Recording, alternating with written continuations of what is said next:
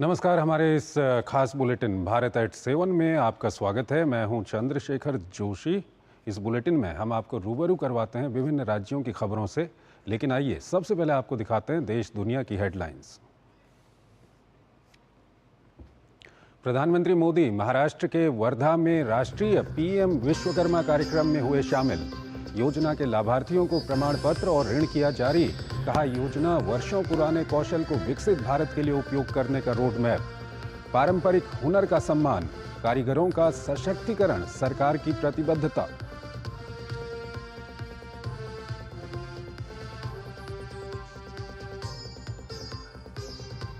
केंद्रीय गृह मंत्री अमित शाह ने नई दिल्ली में छत्तीसगढ़ के नक्सली हिंसा प्रभावितों से की मुलाकात।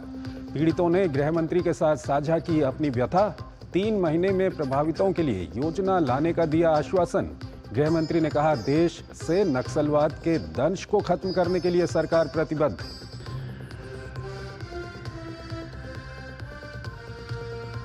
झारखंड दौरे पर गृह मंत्री अमित शाह ने की भाजपा परिवर्तन यात्रा की शुरुआत। साहिबगंज और गिरिडीह में जनसभा को किया संबोधित।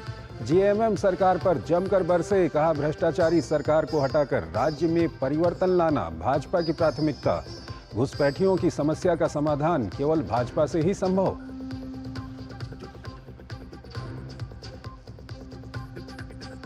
सरकार के 100 दिन पूरे होने पर स्वास्थ्य मंत्री जेपी नड्डा ने कहा, आयुष्मान भारत के जरिए भारत बना है विश्व का सबसे बड़ी स्वास्थ्य बीमा योजना चलाने वाला देश। जल्द होगा टीकाकरण का डिजिटलाइजेशन। हर वर्ग को बेहतर स्वास्थ्य सुविधाएं मुहैया कराना सरकार का लक्ष्य। और चेन्नई टेस्ट के दूसरे दिन बांग्लादेश की पहली पारी 149 रन पर सिमटी। जसप्रीत बुमराह ने लिए 4 विकेट। दूसरे दिन का खेल खत्म होने तक भारत ने दूसरी पारी में बनाए 3 विकेट पर 81 रन।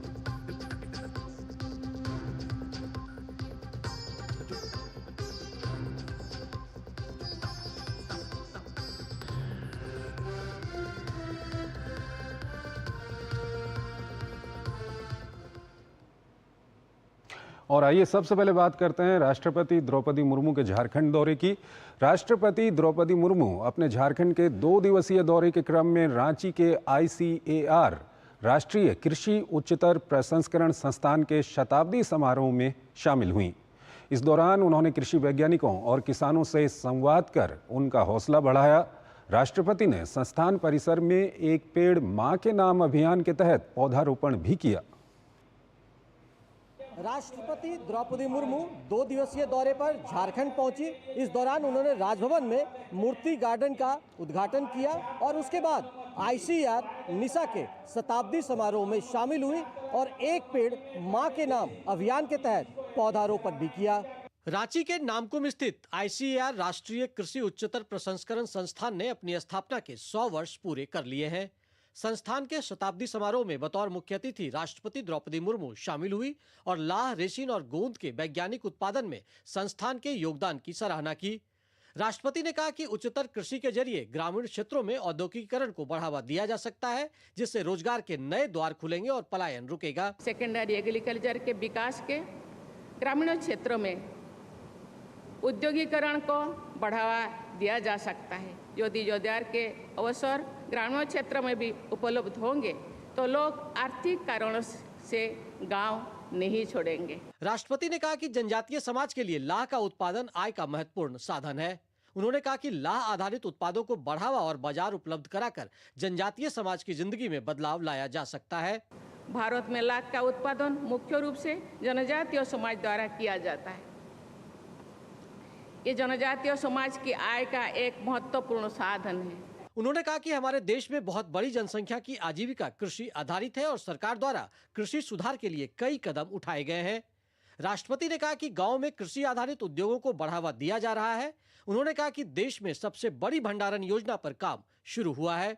सरकार द्वारा कृषि सुधार के लिए कई कदम उठाया गया है। गांव में कृषि आधारित उद्योगों का विस्तार किया जा रहा है। किसान उत्पादन संघ, FPO और PEX जैसे सहकारी संगठनों का प्रसार किया जा रहा है। शताब्दी समारोह को संबोधित करते हुए केंद्रीय कृषि मंत्री शिवराज सिंह चौहान ने कहा कि लाह उत्पादन में असीम संभावनाएं हैं और इससे लखपति दीदी बनाने में मदद मिलेगी। उन्होंने कहा कि लाह को कृषि उत्पाद के रूप में मान्यता मिले, इसके लिए सरकार गंभीर है। केंद्रीय कृषि मंत्री ने कहा कि लाह की एमएसपी बढ़ाने और इसके क्लस्टर आधारित प्रसंस्करण इकाई को बढ़ावा देने की सरकार की योजना है। किसानों की आमदनी बढ़ाना, किसान की आंखों में आंसू ना रहे, उनके चेहरे पर मुस्कुराहट आए, गरीब आगे बढ़े, और इसलिए खेती में उत्पादन बढ़ाना, उत्पादन की लागत घटाना। राष्ट्रपति ने संस्थान परिसर में एक पेड़ मां के नाम अभियान के तहत पौधारोपण भी किया। उन्होंने प्रदर्शनी का अवलोकन कर वैज्ञानिकों और किसानों की हौसला अफजाई की। मौके पर झारखंड के राज्यपाल, मुख्यमंत्री, रक्षा राज्य मंत्री, केंद्रीय कृषि राज्य मंत्री और प्रदेश की कृषि मंत्री समेत आईसीएआर के वरिष्ठ अधिकारी भी मौजूद थे। राष्ट्रपति द्रौपदी मुर्मू झारखंड की राजधानी रांची में आईसीएआर निशा के शताब्दी समारोह में शामिल हुई।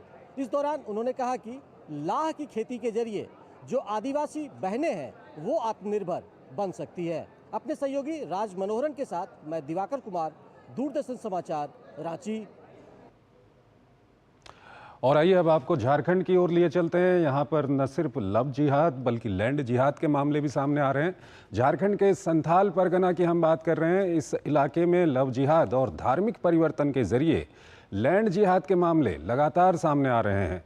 यहाँ एक हिंदू आदिवासी महिला का धर्म परिवर्तन कर एक मुस्लिम युवक ने उससे शादी की, फिर धोखे से महिला का घर अपने नाम कर उसे घर से बेदखल कर दिया।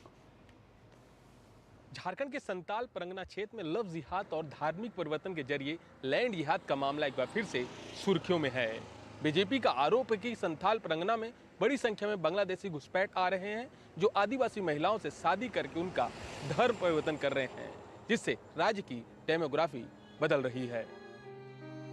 झारखंड के दुमका जिले के करमाटांड़ गांव के रहने वाली शिवानी मरांडी उर्फ शबनम परवीन का आरोप है कि मुस्लिम युवक ने प्रेम जाल में फंसाकर पहले उससे शादी की, फिर उसका धर्म परिवर्तन कर उसका नाम शिवानी मरांडी से शबनम परवीन कर दिया।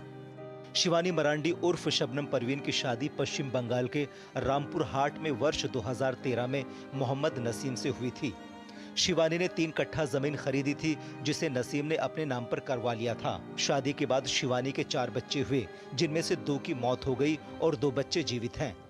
अब हमसे जमीन मांग रहा है कि अपना घर का जमीन मेरा नाम पर करिए, तब तुमको रखेंगे, नहीं तो हम नहीं रखेंगे तुमको। 2 बाल बच्चा 2 मर गए। 2 बेर एक बेर एसपी के पास गए, एसपी के हाथ के आलो यहाँ थाना में हमारा खबर नहीं। दुमका जिले के पुलिस अधीक्षक पीताम्बर सिंह खरवार का कहना है कि हमारे पास धर्म परिवर्तन को लेकर किसी तरह की शिकायत नहीं आई है। धर्म परिवर्तन का एक भी मामला हमारे जिले में नहीं आया है। अगर कोई भी धर्मांतरण की शिकायत लेकर आता है तो उसके खिलाफ कड़ी कार्रवाई की जाएगी। जब तक दोनों पक्ष नहीं आएंगे तब तक एक पक्षी हम कहने में अभी सक्षम नहीं हैं। आवेदन लेके आते हैं और वो आके बताते हैं कि उनके साथ शादी कब हुआ, कैसे हो, विस्तार से बताएंगे, तो फिर उस पर हम जो भी कानूनी कार्रवाई हो करेंगे। हम लोग के पास बाजबरन धर्मांतरण का भी एक भी मामला हम लोग को नहीं आएगा। जब भी उस तरह का आएगा तो जो कानून बना हुआ है उसके अनुसार हम लोग कार्रवाई करेंगे। वहीं इस मामले में झारखंड विधानसभा में संथाल परगना की डेमोग्राफी बदलने के कारण आदिवासियों की अस्मिता और देश की संप्रभुता खतरे में है।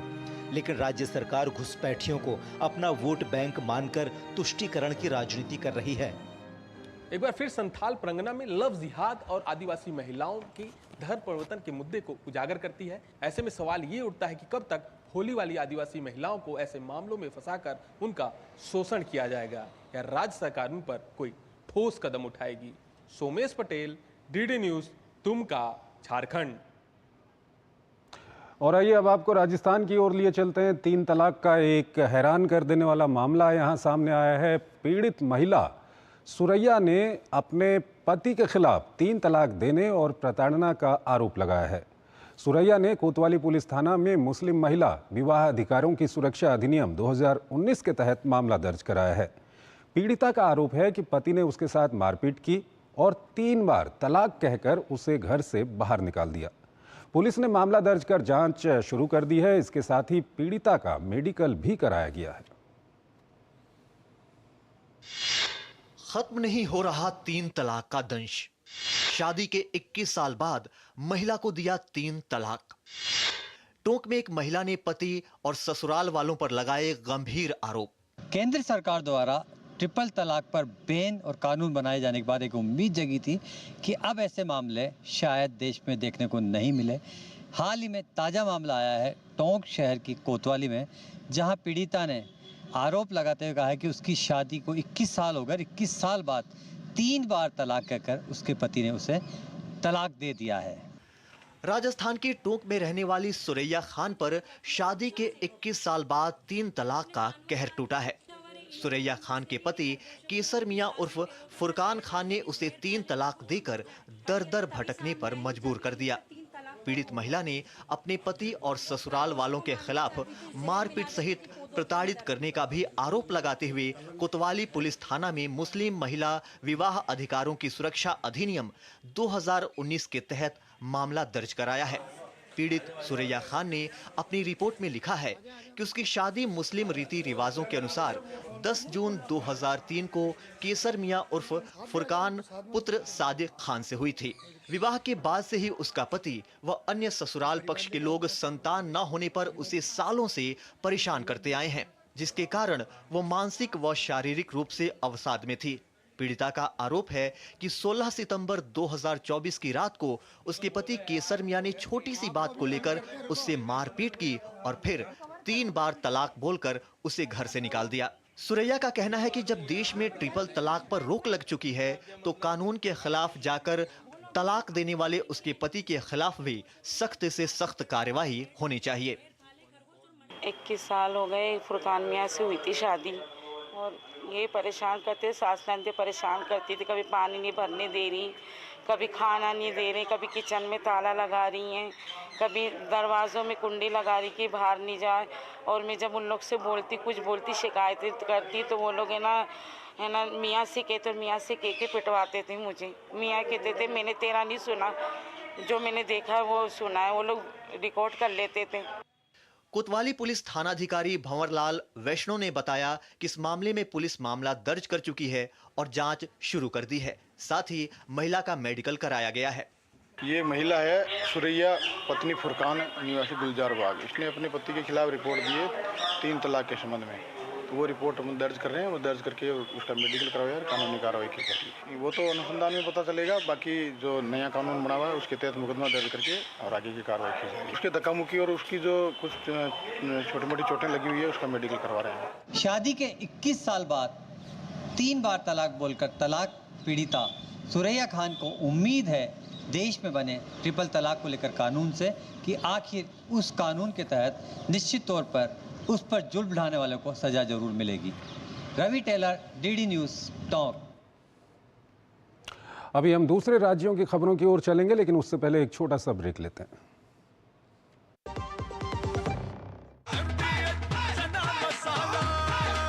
अब छोलिया हो या लोबिया, सफेद चने या काले चने, सब कुछ मजेदार बने।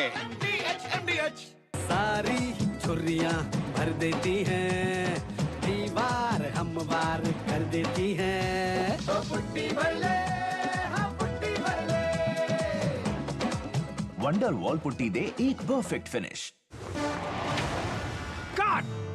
सुरक्षा की गारंटी हर चीज में जरूरी है, चाहे वो मुश्किल स्टंट हो या अच्छी फसल। इसीलिए ले आइए IIL के ट्रैक्टर ब्रांड का शिनबार, जो देता है सुंडी और ट्रिप से सुरक्षा की गारंटी। हाथ धोकर आते हैं। साबुन की जगह हैंड वॉश। मोहन का प्रमोशन हो गया क्या? सैवलॉन हैंड वॉश तो हमारा रोज का है। सिर्फ 10 रुपए में 200 ml हैंड वॉश बनाओ। Savlon powder to gel hand wash, germ से बचाए, शान बढ़ाए। बेटियां घर की रौनक हैं। बेटियां घर संवारती हैं। बेटियां पीढ़ियां सजाती हैं। बेटियां घर की बुनियाद कहलाती हैं। बेटियों को सलाम करता है मोंगिया स्टील, स्टील का बादशाह। MDH की देगी मिर्च, देगी मिर्च का तड़का, अंग अंग फड़का। MDH की देगी मिर्च, सारी छुर्रियां भर देती हैं, दीवार हमवार कर देती हैं। तो पुट्टी भर ले, हाँ पुट्टी भर ले। वंडर वॉल पुट्टी दे एक परफेक्ट फिनिश। स्वागत है आपका ब्रेक के बाद। और आइए अब हम आपको लिए चलते हैं बिहार की ओर। बाढ़ से यहाँ पर जनजीवन बुरी तरह से अस्त व्यस्त है।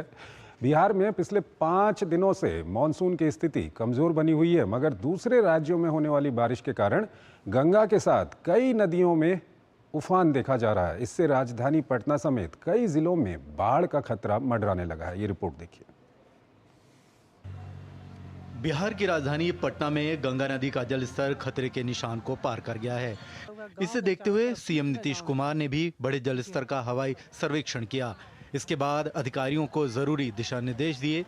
पटना सिटी के कई इलाकों में गंगा का पानी सड़क और लोगों के घरों तक पहुंच गया है।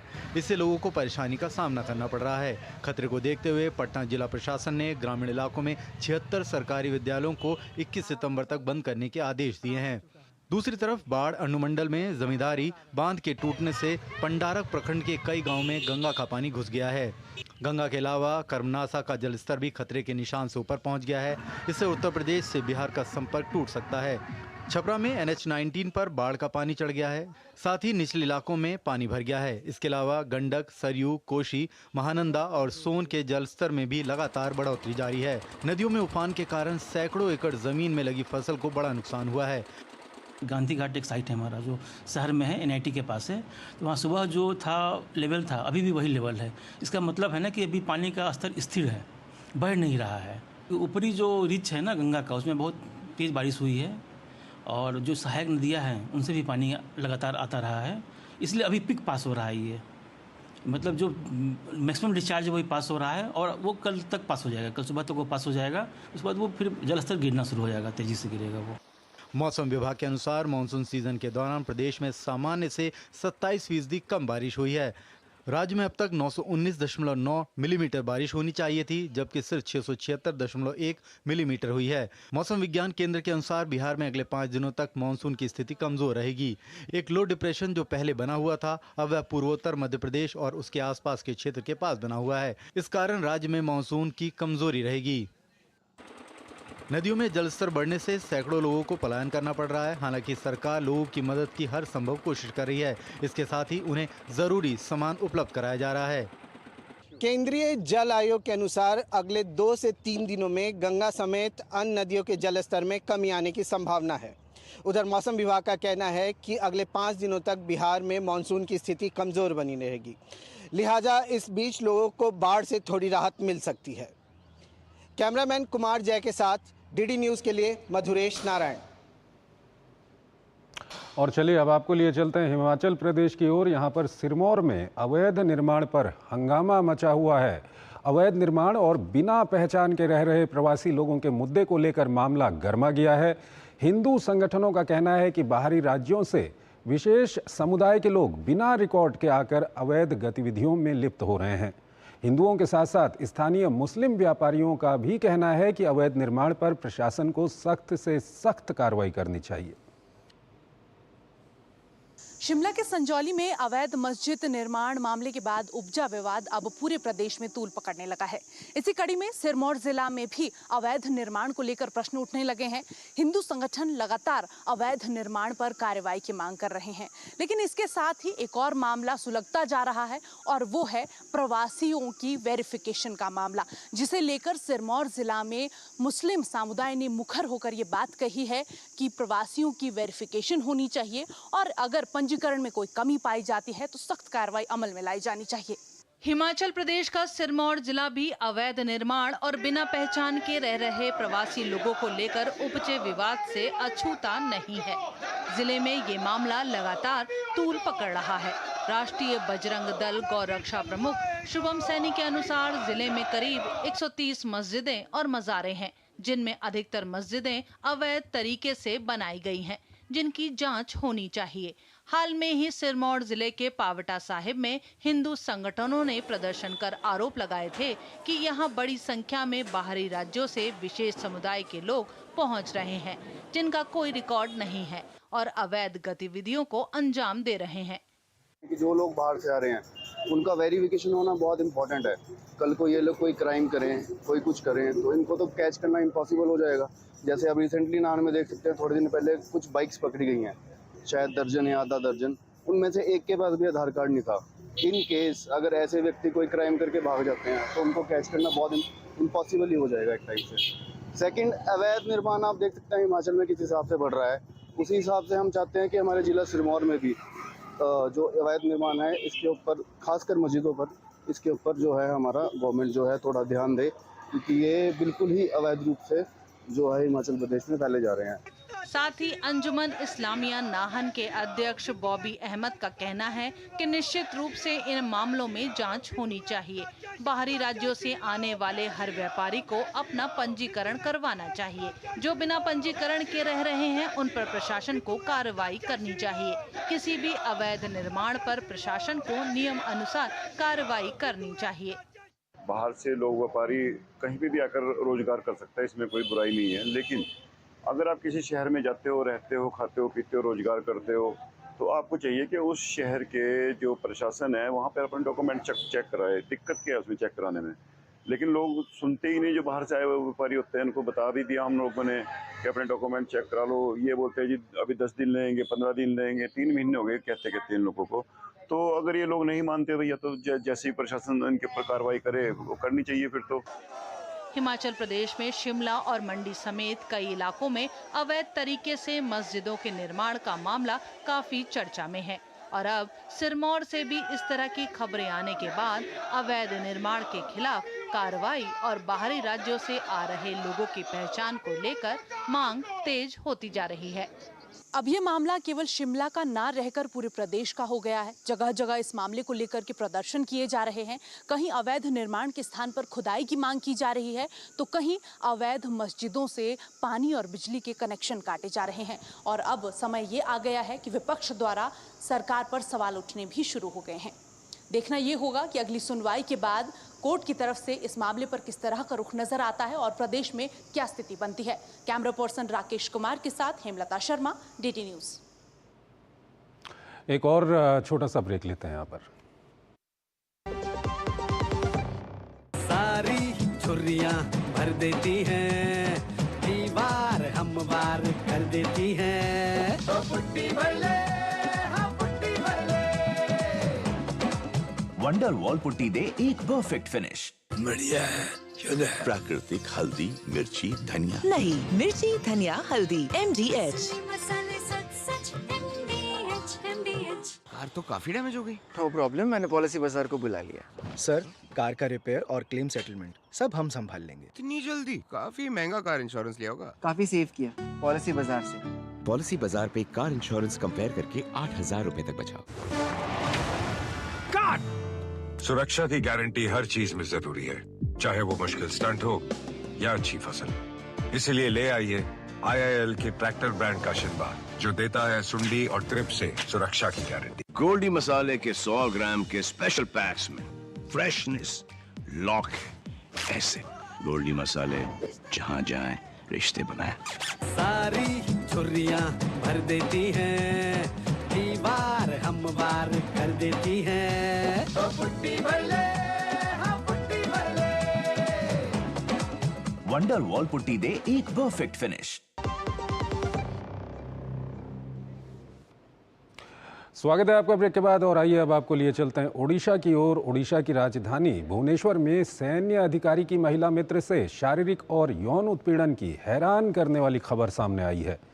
कोलकाता में 22 सिख रेजिमेंट से जुड़े सेना अधिकारी की महिला मित्र ने आरोप लगाए हैं कि 15 सितंबर की रात 1 बजे जब वो अपना रेस्टोरेंट बंद करके घर जा रही थी तो एक वाहन में सवार कुछ बदमाशों ने उनके साथ मारपीट करने की कोशिश की। जान बचा जब वो भरतपुर थाने पहुंची और आरोपी के खिलाफ केस दर्ज करने का आग्रह किया तो थाने में मौजूद पुलिसकर्मियों ने मारपीट और उत्पीड़न किया और गलत केस दर्ज कर जेल में बंद कर दिया। हालांकि उड़ीसा उच्च न्यायालय के हस्तक्षेप के बाद पीड़िता जेल से बाहर आने में सफल हुई। पुलिसिया कार्रवाई के खिलाफ जब चारों तरफ आवाज उठने लगी तो DGP खुरानिया ने मामले से जुड़े 5 आरोपी पुलिस अधिकारियों को निलंबित कर दिया। ओडिशा क्राइम ब्रांच ने भी DGP के निर्देशानुसार मामले की जांच अब अपने हाथ में ले ली है। अगली खबर की ओर आपको लिए चलते हैं। गोरखपीठ में आई नई मेहमान पुंगनूर नस्ल की गाय के साथ मुख्यमंत्री योगी आदित्यनाथ का गौ प्रेम भी देखने को मिला। गोरखनाथ मंदिर में गौ सेवा के लिए देश भर में प्रसिद्ध गोरखपीठ में गोवंश का संसार अब और भी समृद्ध हो गया है। देश में अति दुर्लभ नस्ल में सम्मिलित आंध्र प्रदेश की पुंगनूर गाय को भी गोरखनाथ मंदिर की गौशाला में लाया गया है। सबका ध्यान आकर्षित करने वाली पुंगनूर नस्ल के गोवंश जोड़ी को मंदिर की गौशाला में मुख्यमंत्री ने दुलार कर उन्हें अपने हाथों से गुड़ खिलाया।